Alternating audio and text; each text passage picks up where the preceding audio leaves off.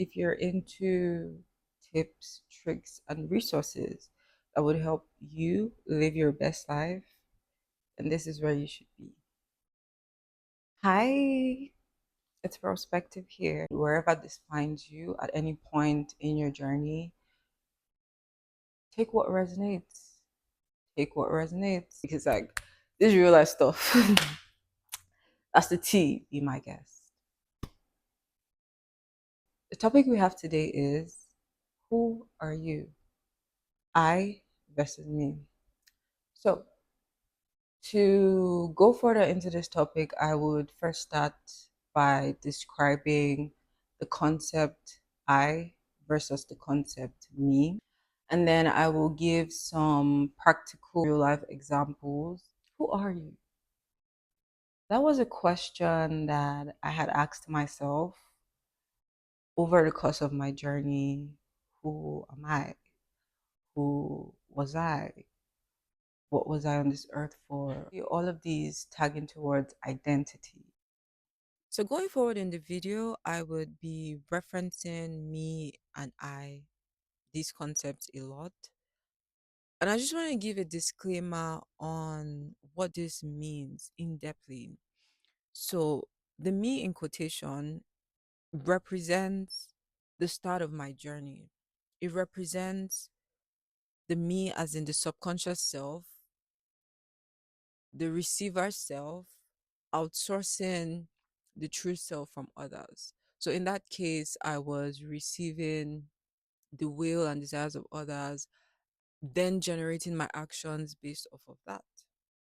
And then the I, in quotation, the I being where I'm at now in my journey and beyond, wherein the me, as in the subconscious self, is aligned with the true self and shows up, perpetuates actions based off the desires of my heart. I also pointed out that it's powered by unconditional love, and there is a need to learn from these past programming from the start and integrate that into my current reality, because different scenarios keep coming up where I learn from and I'm able to integrate that into now. But yeah, I just really wanted to point out that, when I say me in the video, this is what I mean. When I say I in the video, this is what I mean. So I'm not just saying them as in the me as the subconscious self or the I as the true self. And I just want us to play around with these concepts, but more importantly, the major goal here is for us to be in the now, us to be at this point where there is that alignment with the subconscious self and the true self. Let's get into it. So, what is I? What is me? Thank you. You asked that. Let me start with the me. So, the me is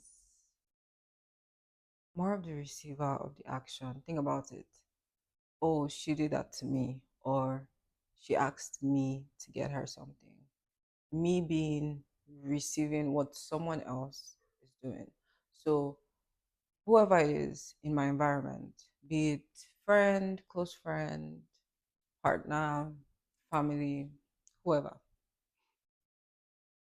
So first someone is able to perform an action, right? So initiate that action, and then you receive the action in a way that the the way that you show up, the way that you act is as a resultant effect of that action that was caused by someone else. So just think about it like that. We see the me as the receiver of the action. We see the me as the receiver of experiences.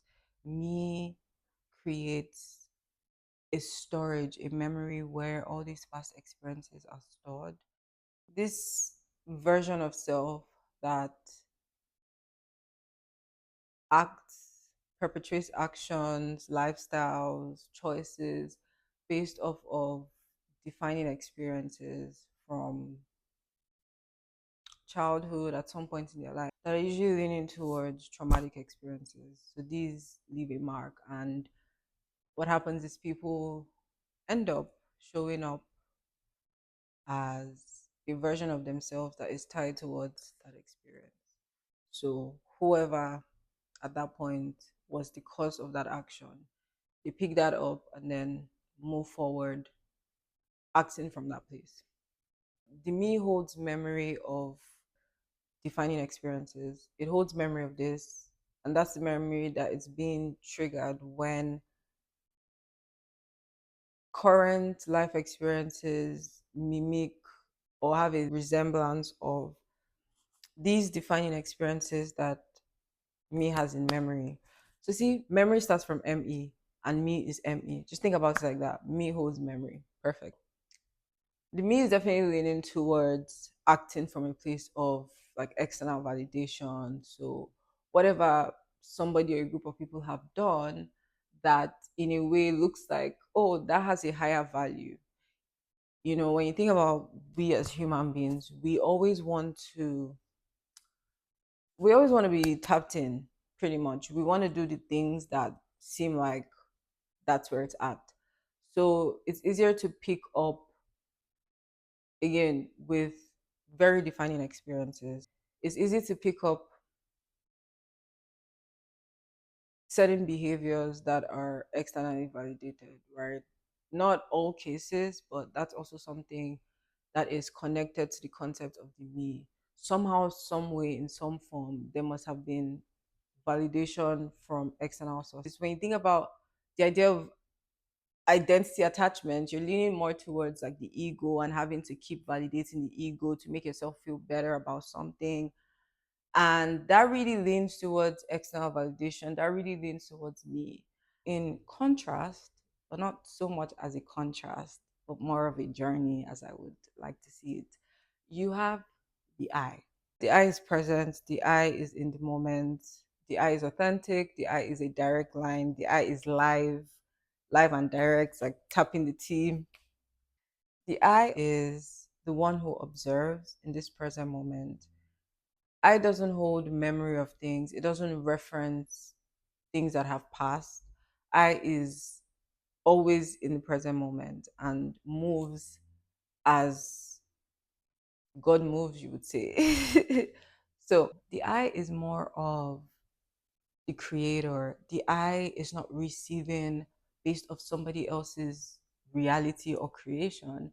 The I is the one whose actions align with their own will, their own desires. When we think about the concept of I and that as like an embodiment of self or that as a part of self, I is that authentic nature of self. You, me, everybody on this earth, we are all different in our own different ways. Like we've all had very peculiar experiences. No two people are the same. No two people's experience of the same thing are the same. So that's just how different we are. I like to think of us as having our own unique purpose on earth and how we can be of service. And each of these unique purposes make up the bigger picture of our experience on earth, right? So, unique puzzle pieces in a bigger picture. That would mean that how I show up, how I am, my needs, my experiences, my dreams are so different from you. That being said, because we're so different, the I leans more into that authentic self that is just it's just your heart desires. And when you think about the concept of living authentically, that is directly related to living your best life. That's where it's at. Period. Okay. And at this point, this really is the foundation of this channel. This really is the foundation of the tea I'm going to be dropping going forward. And I thought this was such a an important topic to touch on first. Taking up from the idea that we're all unique beings, we all have our unique purpose, passion, all that stuff. Understanding that when we're able to key into those uniquenesses, into our uniquenesses, yeah, that should be right. We're directly connected to God, right? God is the great creator, and He works through us to still create on earth, right? To still get stuff done, to still innovate, to still put stuff out there. And so, me doing my own bit, you doing your own bit, we start to connect the dots. And it's like a circuit, and there's a full free flow of electricity through. So, yeah, that's the big picture I speak of.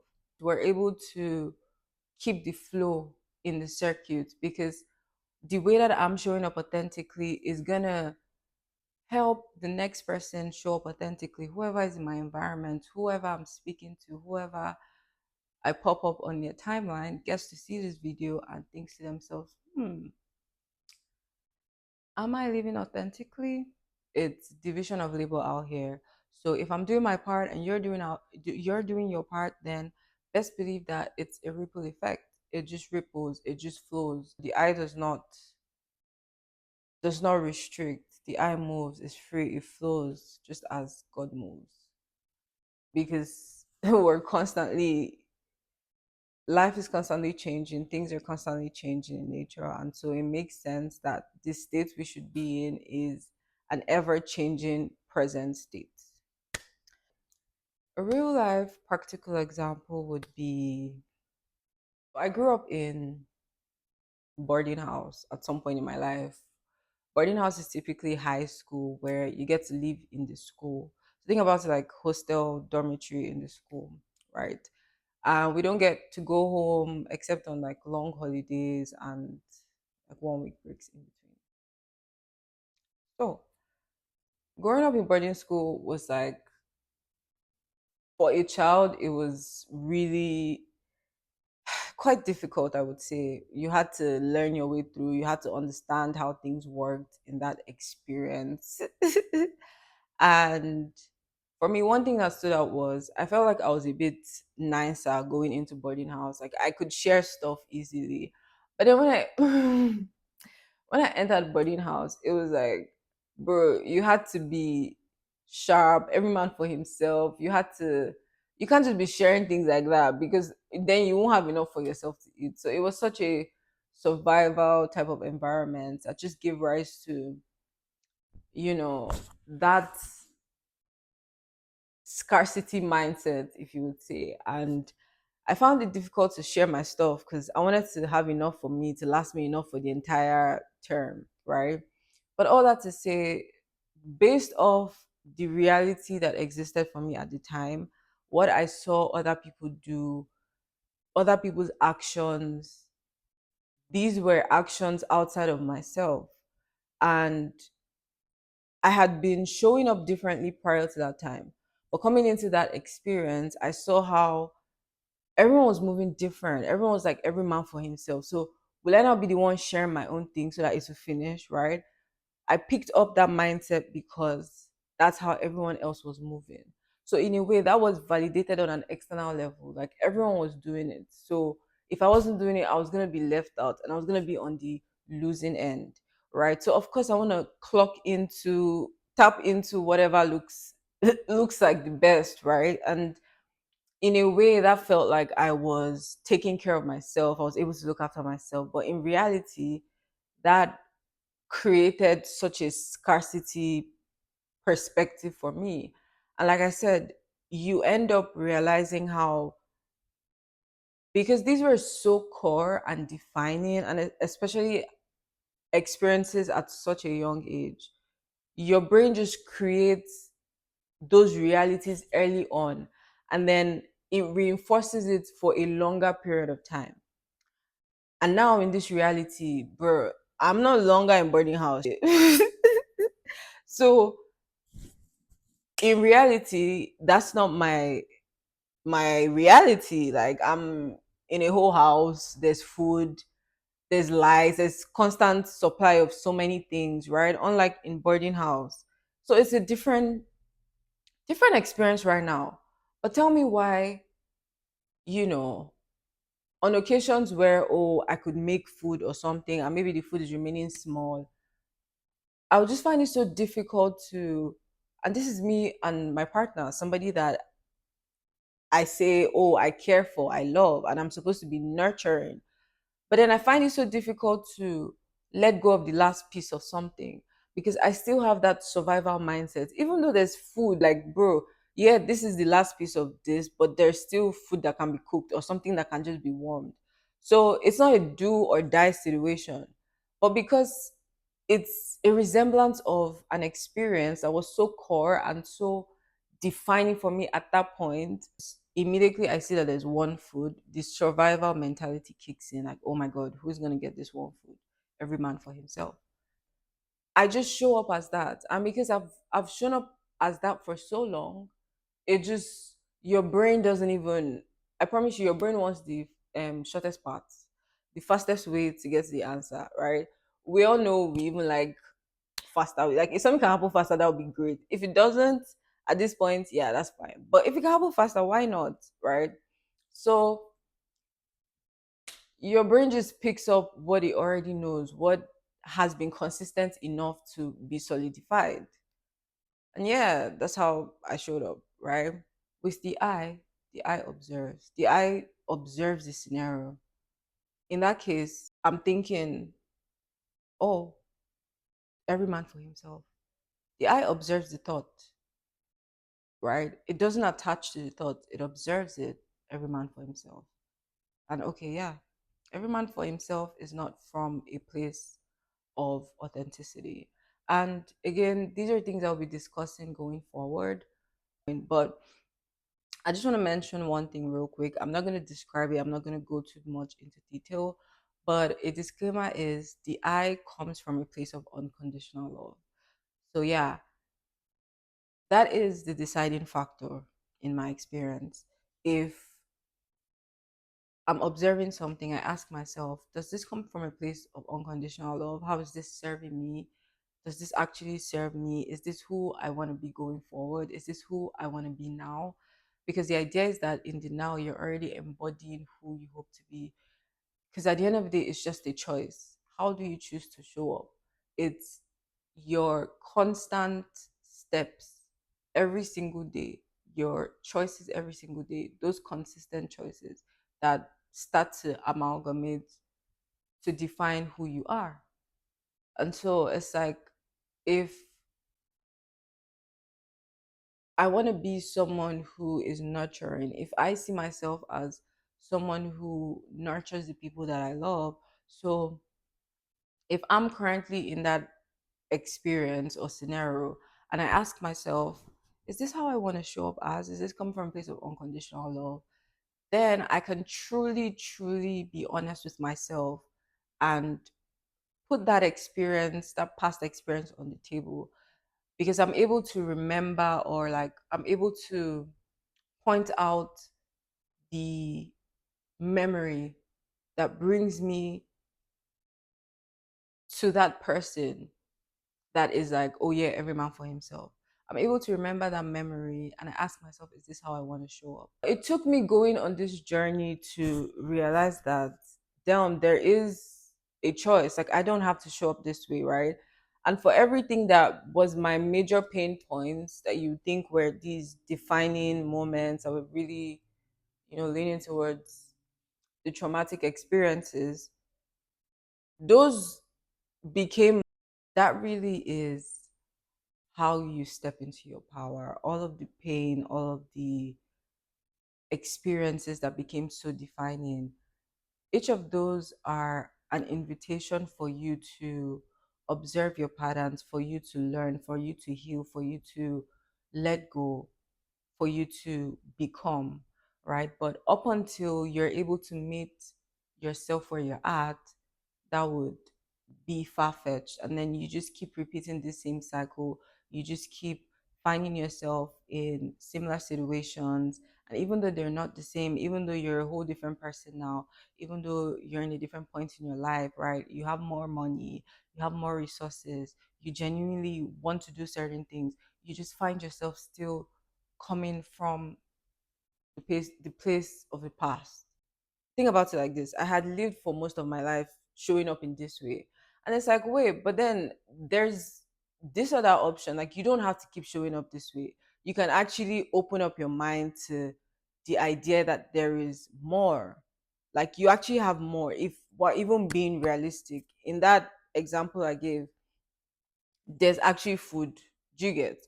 But it's the fact that your mind is so quick, or my mind was so quick to pick up the fact that, yeah, this is the last piece of whatever it was, but there's still food, right? But you don't see that. And that's such a simple analogy with food, because I mean, food is something we eat every day. But think about it on a larger scale. Think about it in terms of opportunities. Think about it in terms of the reality that plays out, maybe at work, maybe in your relationship with people, right? Think about it in more defining experiences, and how something as little as you not being able to see beyond such a problem, because it used to be a problem for you, it doesn't have to be a problem right now. Like, there are solutions all around you, but you're so fixed on how this is the thing that was such a thing for me at the time, that you don't see that that's not actually a thing for you anymore.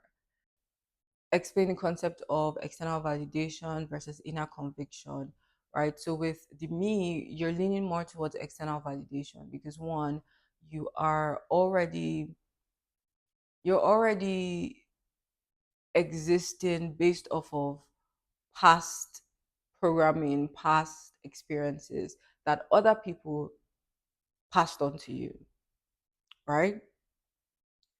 And so that is already connected with external validation. Activities, these experiences, these actions had to have been validated by, collectively, by people in your environment. Like in my experience, right?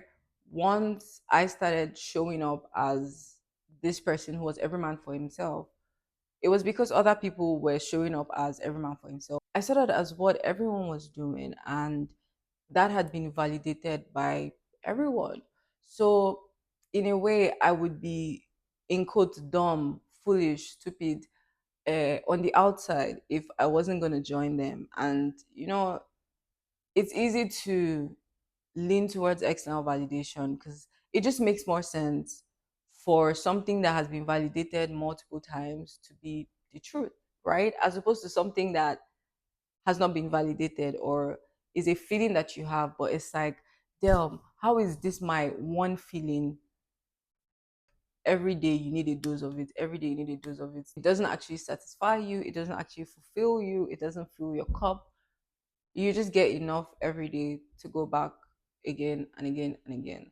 Just external validation. Connecting that with how these identities would have been validated in some form in the past externally, and in a way you're holding on to those identities because it's like, yeah, that's what has been validated, that's what works, that's what everyone is doing, that's what everyone has seen me as, that's how I've shown up to everyone. So yeah, I have to keep up this font, I have to keep up this face, even though that's not serving you anymore. You just have to do that, and in reality that restricts you from doing things that actually serve you, from being your true authentic self that you can be in the now. All these things that you're holding on to, that you're attaching, start to become baggage in reality. Because now you have all this load that's weighing you down, and now you can't move to the next phase because you're so stuck on the identity of you of the past, or you at some point, or you at. Me doesn't keep you satiated, it keeps you attached to the core past, attached to the validation source, attached to the regret, to the pain, in quote, problem. It keeps you attached to the illusions of freedom, attachment to an identity outside self, in quote, the solution. Attachment keeps you stuck. Identity can become baggage. On the flip, you can learn the lessons in the now and choose differently. Choose what genuinely serves you and let the pain go. True freedom comes from within and not outsourcing power. Instead, integrating the pain as lessons and a teacher, actively choosing differently to find the true you. I, your power. I kept asking myself, how could I stand in my inner conviction and not feel crazy? And I would explain this because when you start standing your ground, right, there's some things that would seem very weird. Like, so ideally, for something to hold ground, especially if that's how you've been operating, a lot of people have to agree on it, mutual agreement of some sort, right? It's like extra validation, two-factor authentication. Yeah, you want to be sure that what you're saying is right. So it has to have been said somewhere before. It has to have existed in some form. Or if in a way you are creating that thing, or it's foreign and coming from you, then someone has to corroborate it for it to be like, okay, yeah, that's information I want to take as the truth. Like I said, I think it's us being us trying to, you know, get the best, right? But when I realized that the most important thing, at least for me in my own journey, again, I can only speak for myself, but the most important thing for me was being true to myself. And that really would just help overall. Because if I'm true to myself, everybody's true to themselves, we will all pour from full cups. Like no one's cup would be empty, right? So everyone would be full enough to pour and even have overflow because we're already overflowing. Do you get? So that being said, I just clocked it that this is the way forward for me. But it was the way forward, yet it felt like, how would it be possible for me to just say, okay, this is what I'm saying and this is what I'm going to do? And I'm not sure that somebody else is agreeing with that, but I should just go with it. Well, honestly, to answer that question, it's not easy. It's gonna feel really weird. Really, really weird. Uncomfortable, foreign, yes. So what worked for me was, and again, these are some of the things I'm going to be talking about in next few videos, just putting that there, side note. But understanding the concept of unconditional love and trying as much as possible to embody that, as well as observe my relationship with the concept, really helped me. Because whenever I would have something in my mind, like an inner conviction of some sort, right? So I just feel like, yeah, this is what I want to do.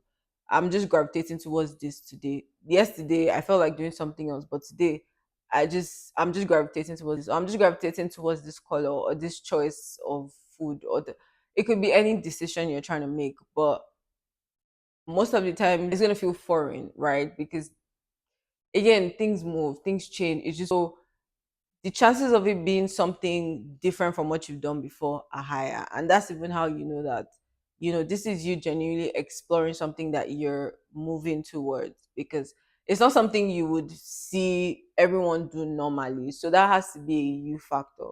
At least that's how I keep it. But then that happens, and it's easy to just throw that off because, yeah, this is not normal, you would think, right?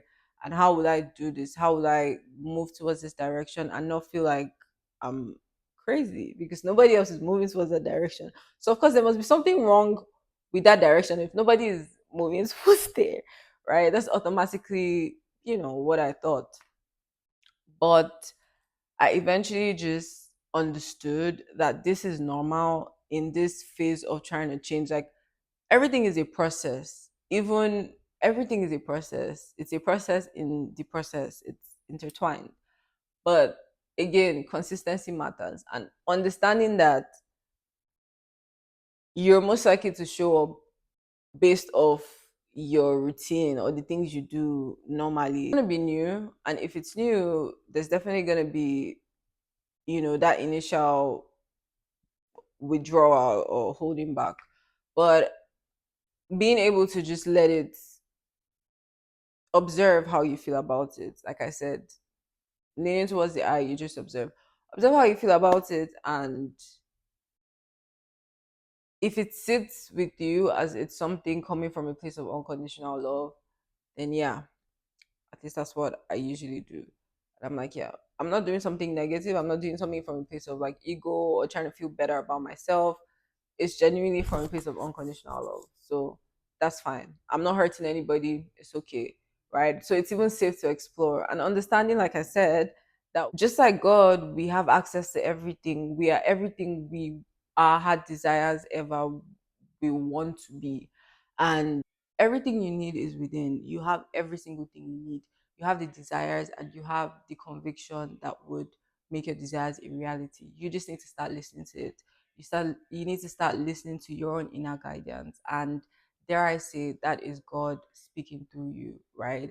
um and you don't have to be a Christian, but the Christians talk about the idea of the Holy Spirit, and I genuinely feel like that is the true concept of the Holy Spirit, the God that exists within us, and based off of the desires, the deep, deep desires of our heart. Like I'm talking the things that you can't shake away. You can't shake it off. It's there. It's just there. It's been there. It's still there. It's not going away. So the earlier you start to move towards that direction, the freer you become truly. And God has promised that He would fulfill our heart desires. That's because that's the only way that there is. Like if you let yourself, if you're open to it, that's the only way that there is, truly. Like that's how it was meant to be, I believe. But yeah, I go with where my curiosities take me, and I see that those are things that I have interest in. And in the way that I see them, in the way that I see their overlap, nobody has that exact experience in that capacity, because only only me would gravitate towards certain things and mix them in that way. But that's the beauty of it. So just let your curiosity take you where it wills, and that's you. Embrace you, accept you. That really is you. And just that's how you actually start to embody you. And to me, I think that gives a level of confidence, because you're not showing up as somebody that you're not. You're just being you, and there's nobody that can be you apart from you, right? And it's so natural to you, comes so natural to you, because life in its essence is constantly changing. There is growth, there's evolution. These are concepts that exist in nature, and we being synonymous to nature because we are of nature and from nature, we can observe that in us as there being a need to change. Change is the only thing that's constant, right? So, that being said, when you think of the idea of identity and being more immersed in the I, being more immersed in an identity that is not actually tied to an identity, is really the true self, because you're not holding on to who you think you are. Because who you think you are today can change tomorrow. And what happens when that changes, right? Then what? Your life is gonna fall apart, or it's gonna be the craziest thing, because that's how you've addressed yourself, that's who you've identified with, that's what you've identified with. But the concept of I frees us from this idea. The concept of I embraces flow, embraces changes. I is saying I can decide to be this person today, that person tomorrow, however God wills it, however it comes, however the desires drop in my heart, I move accordingly. Like I said, things change, right? And if I am a unique piece in the bigger picture, and the picture is constantly changing, constantly moving, then of course, even my role is evolving in a sense. So, what do I mean that I want to just keep being this one person? With the I, you're free, because the I doesn't hold on to those memories. It's not going to be replaying those things. The I just moves. The I is able to let go, is able to flow. The I takes the experience, as difficult as it is, and observes enough to not attach itself to the experience, to not identify itself to the experience. It observes just enough to learn from it and let that go. That's all you need. Just learn the lesson, because best believe it's going to come back again. That's in my own experience. Everything you go through really is just going to keep coming up until you learn the lesson, until you understand what needs to be done. The next time the opportunity comes, you're not going to see it. Sorry, I'm not saying that. You will see the opportunity. Amen. But I mean to say, like, the next time it's right in your face, you just would see from whatever lens you've been looking at it at with. So until you see that you have a choice to choose differently, then you learn the lesson, then it comes again and you choose differently, and now even though it's there over and over again, it's no longer a problem, because you've hacked it, you've seen the solution, you've applied it, you've learned the lesson. So it's never going to come back again. Even if it's there, it's a lesson learned, so it's just stuck. It becomes you evolve, because now you've added that to your toolbox, you've added that to your to you ate that. So you took your problem and you just turned that into a solution, and that's exactly what we have access to at every single point in our lives. It's just how you choose to see it. So with the eye, you're able to clock that in, you're able to observe and not attach. Yeah, and I also wanted to speak on how, the idea of the I am being in the present moment, and the need to actually even embody that, because that just helps you stay in the present moment, which is the only time that actually is, right? And you realize that the me tends to anchor towards the past, towards memories, and it uses that to navigate the current situations, which, as far as I'm concerned, is outdated information, right? Because in the when you lean towards the eye, you're like tapping it live, right? As the information is coming, as the insights are coming, you're using that. As you're using that, you're learning from it. As you're learning from it, you're getting more insights. You're observing. You're like, it's currently happening, and you're not stuck in the past that it disrupts this flow. Because once it disrupts the flow, then you're going back into a loop when you can just be here, right? And then understanding that even, and that's somewhere I was so fixated on a future of, like, oh my god, I cannot wait to get to this point where I would be. There was always something to get to in the future. There was always something to look forward to, as if my life in this current moment wasn't quite it. And that constant idealization of the future, that constant obsession of the future, caused me to lose sight of what already was, forgetting that sometime before now was a future that I looked forward to. And even the things that I had hoped for, there were so many things that I was already living in, right? Answered prayers. But I was too fixated on the next prayer request, the next thing to do, the next, not to even see what was before me enough. So, yeah, I realized that that was kind of like the dynamics. It was either there was a trigger that referenced the past, or there was this idealized future. And then when there was so much reference to the past, it was like, damn, there's now regrets seeping in. And then you're thinking, oh, at least in the future things will be better. So, like, in the future I'll no longer be the thing that I regret of the past, right? But it just keeps you chasing something that you never will be, because you're not embodying that in the now. Because in reality, you only have now. So the best time to be is now, and embody that. And that's why I said there's always a choice in the now. And if you can be aware enough to make these choices in the now, then you're already building baby steps towards the future. And that's really what it is. And if you read Atomic Habits, you could resonate with this. But the idea of 1% more is that you're gonna accumulate over time.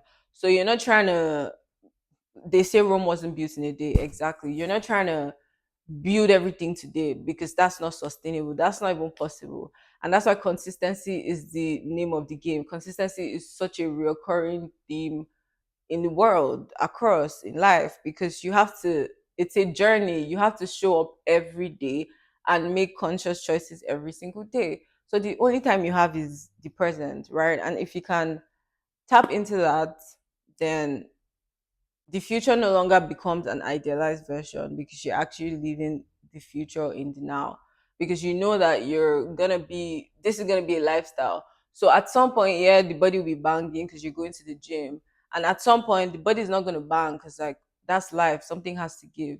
Maybe you're not going hard on your diet or something, but eventually it's a lifestyle. So whether the body give or it did not give, it will still give. Do you get? Because you know you're always going to be going to the gym, so for the most part, you're always going to have the body on fleek. Same thing with anything you do consistently. Yeah, on some days you're tired and your 1% is like what? It's like 0.0001. But that's fine because you're able to still add to the well, feel the well. We're able to choose differently because now we know we can choose differently. Now we know is we don't have to lean towards the me, which is acting based on causes from someone else and still showing up that way even when it doesn't serve you in this present moment. And that's something that takes practice, honestly, like everything else, right? If you've been operating a certain way for how many years, what, 30 years, and you choose differently for the first time today, of course it's not going to be easy. Of course the fears are going to come up because that's something new that you're doing for the first time as opposed to something you've been doing for 30 years. So which is going to come easy? This. But that's like the dilemma, right? But you have to stand firm in that. Attachment to an identity is restricting the flow of the true self. I am the one who observes in the present moment. It lets the identity control you, and in reality, the true self can be anything it wills to be because it is all. In a way, the identity would have been validated in the past, most times externally, for the attachment to thrive. Letting go helps the authentic you flow just as the creator flows.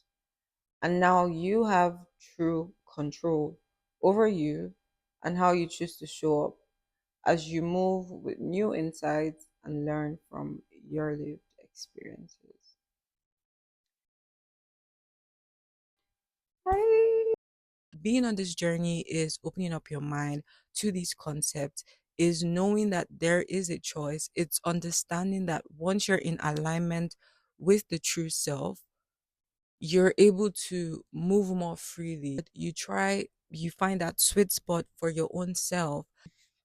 We've tapped into that, then we can decide to play any card that suits us depending on the context.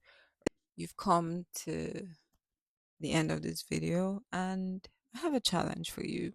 Yes, I said a challenge.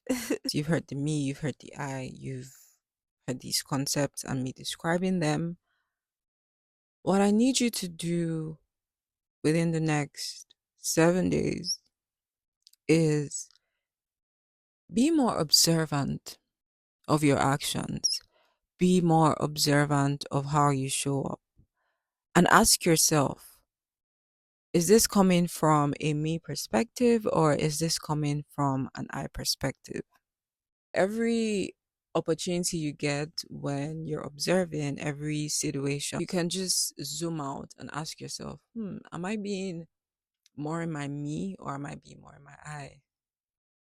And that's the challenge I have for you this week. So now it's time for vibes. If you made it this far, there's a gift for you. DJ Pearl. Cause YOLO. Hey, hey. Mm, mm,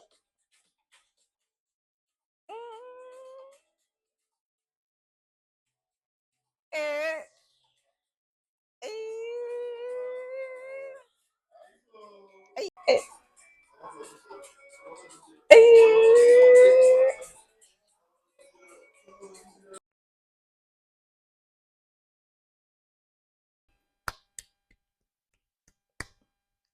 Live your best life.